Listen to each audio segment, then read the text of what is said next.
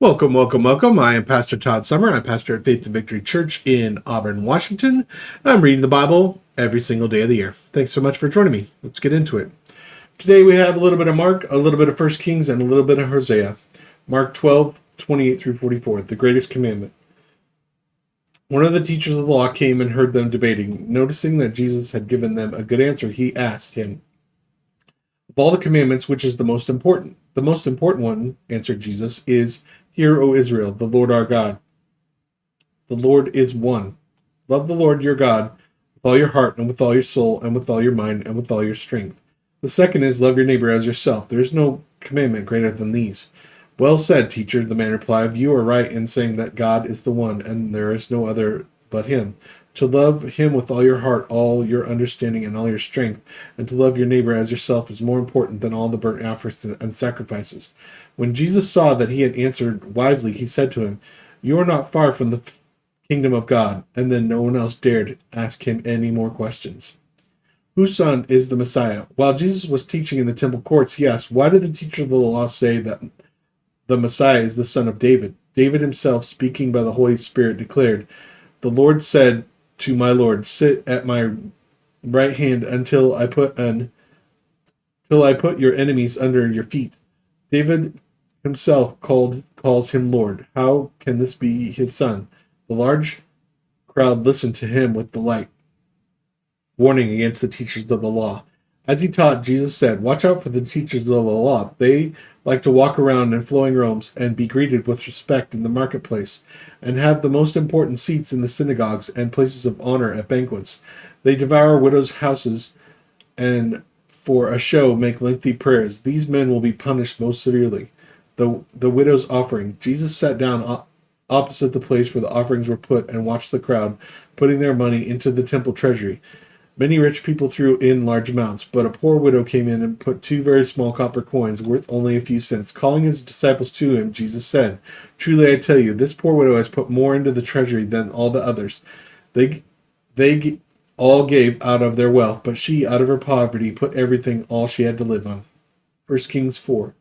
Solomon's officials and governors. So Solomon ruled over all Israel, and these were his chief priests, were his chief officers: Azariah, son of Zadok the priest; Elihoreph and Ahijah, son of Shisha; secretaries: Jehoshaphat, son of Ahud, recorder; Benaniah, son of Jehoiada, commander-in-chief; Zadok and Abiathar, priests; Azariah, son of Nathan, in charge of district governors; Zabud, son of Nathan, a priest and advisor to the king; Ahishar, palace administrator; Adoniram, son of Abda, in charge of forced labor. Solomon had 12 district governors over all Israel, who supplied provisions for the king and the royal household. Each one had to provide supplies for 1 month of the year. These are the names: Ben-Hur, in the hill country of Ephraim; Ben-Decker, in Makaz;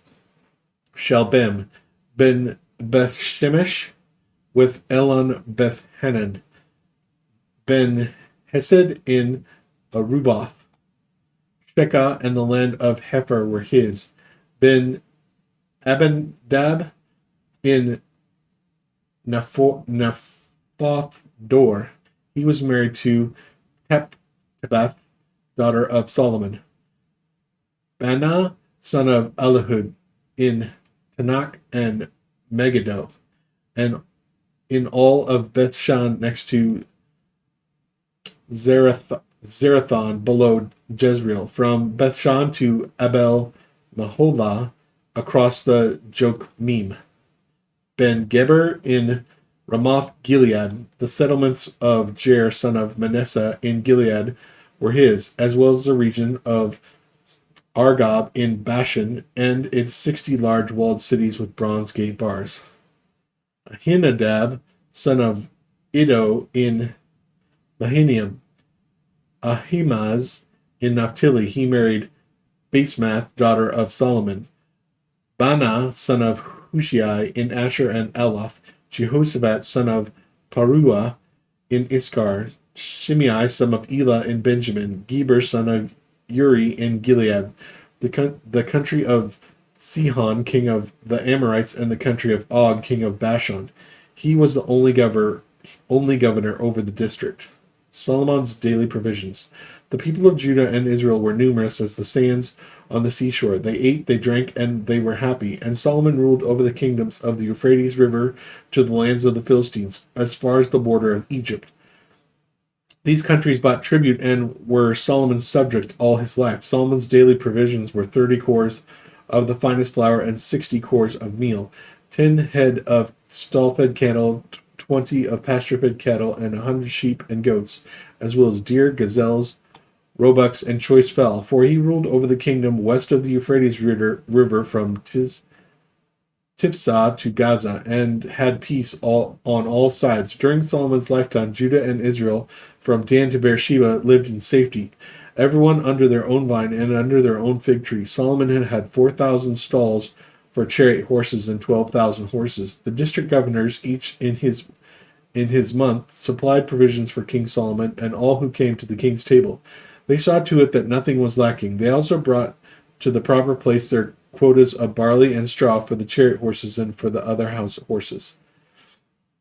Solomon's wisdom. God gave Solomon wisdom and very great insight and breadth of understanding as measureless as the sand of the seashore. Solomon's wisdom was greater than the wisdom of all the people of the east, and greater than the wisdom of Egypt. He was wiser than anyone else, including Ethan and Ezrite, wiser than Heman, Calcol, and Darda, the sons of Mahol.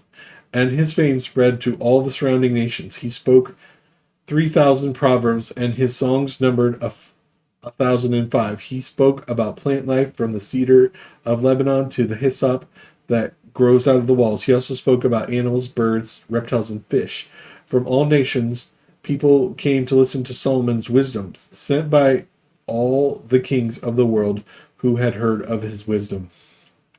1 Kings 5. Preparations for building the temple.